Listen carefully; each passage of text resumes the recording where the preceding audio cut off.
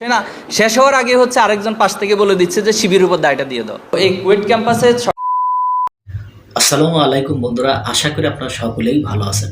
তো আজকে যে বিষয়টা নিয়ে আপনাদের মাঝে হাজির হয়েছি সেটি হচ্ছে, আপনারা সকলেই জানেন যে কুয়েট অথবা খুলনা যে বিশ্ববিদ্যালয় আছে সেখানে ছাত্রদের উপরে হামলা হয়েছে। তো সেটা নিয়ে শিবির দোষ দিচ্ছে হলো ছাত্রদলের, এবং ছাত্রদল দোষ দিচ্ছে শিবির, যে তারাই নাকি এই ধরনের ঘটনা ঘটিয়েছে। তো এবার এই বিষয়টা শিবির তারা পরিষ্কার করেছে যে তারা আসলে এটার সাথে জড়িত না। তো চলুন আমরা শিবিরের মুখ থেকে সে কথাগুলো একটু শুনি। নাই, তো ছাত্র শিবিরের দায়টা কিভাবে দেয় এটা তো আমি বললাম, বারবার বলতেছি, এটা এই কয়েকবার রিপিট করেছি যে গতকাল সংবাদ সম্মেলনে একটা কোশ্চেন করেছে, কোশ্চেন শেষ হওয়ার আগে হচ্ছে আরেকজন পাশ থেকে বলে দিচ্ছে যে শিবিরের উপর দায়টা দিয়ে দাও। এই কুয়েট ক্যাম্পাসে সকল ধরনের ছাত্ররা নিষিদ্ধ করার পর এটি তো হচ্ছে ছাত্র শিবির নেয় না এই সিদ্ধান্ত। আপনি এখন ছাত্র শিবিরের উপরে এই দায় কীভাবে দিচ্ছেন? যে এটা কি আমাদের কোনো ভূমিকা ছিল এখানে ছাত্ররা তাদের দাবি দাওয়া উত্থাপন করেছে সকলে। আমরা খুলনা বিশ্ববিদ্যালয়ের কথা জানেন, সেখানেও ছাত্ররা নিষিদ্ধ রয়েছে। এখন শিক্ষার্থীদের দাবির প্রেক্ষিতে বিশ্ববিদ্যালয়ের সিন্ডিকেট সেই সিদ্ধান্ত গ্রহণ করেছে।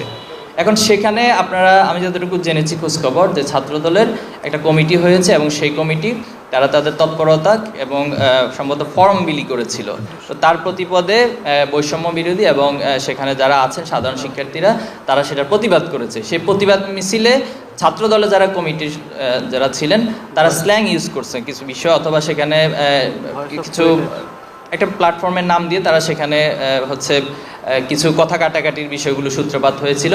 তার প্রেক্ষিতে তারা বের হয়ে এসে বহিরাগত, এবং সেটাও আপনাদের কাছে আমরা ভিডিও ফুটেজে আপনাদের মাধ্যমে দেখেছি যে যুবদল সহ সেখানকার স্থানীয় সম্ভবত ছাত্রলীগ বা যুবলীগ তারাও সম্পৃক্ত হয়েছে। তো এটা তো আসলে কাম্য ছিল না। আবার সেটাকে দায়টা ছাত্র শিবিরের উপর দিয়ে দেওয়া এটা খুবই অনভিপ্রেত এবং আমাদের জন্য কাম্য ছিল না।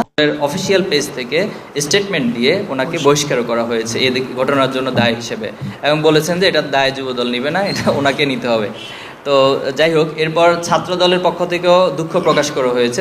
ওনাদের সংবাদ সম্মেলনে এই ঘটনার দুঃখ পেতে, এই ঘটনার দুঃখ প্রকাশ মানে ওনারা দায় স্বীকার করে নিয়েছে। এটা একটা রাজনীতির জন্য পজিটিভ দিক, যে আরেকজনের উপর দায়িত্ব চাপাইছেন, পাশাপাশি নিজেদেরটাও স্বীকার করে নিয়েছেন। আমি মনে করি অন্তত একটা ভালো সাইন দেখা যাচ্ছে বাংলাদেশের রাজনীতিতে, অন্তত অপরাধ করার পরও সেটাকে স্বীকার করে নেওয়ার মানসিকতা।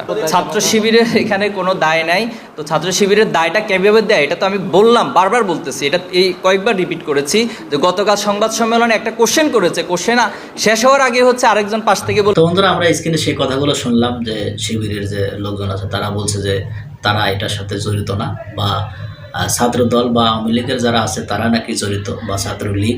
তো আমার মনে হয় যেহেতু এখন বর্তমান নিরপেক্ষ সরকার, এটার একটা সুষ্ঠু তদন্ত করে ছবি দেখে বা ভিডিও ক্লিপ দেখে যারাই এই ধরনের কর্মকাণ্ড করেছে অবশ্যই দৃষ্টান্তমূলক শাস্তি দেওয়া উচিত, যাতে করে এরকম ঘটনা আর সামনে না ঘটে। তো আমরা সেটাই চাই। তো দেখা যাক সরকার সেটা কি করে, অবশ্যই ব্যবস্থা নেবে। তো এই বিষয়টা নিয়ে আপনাদের যদি কোনো মতামত থাকে অবশ্যই কমেন্ট বক্সে জানিয়ে যাবেন। তো বন্ধুরা, ভালো থাকবেন, সুস্থ থাকবেন, দেখা হবে পরবর্তী কোনো ভিডিও নিয়ে। সে পর্যন্ত ভালো থাকুন। আল্লাহ হাফেজ।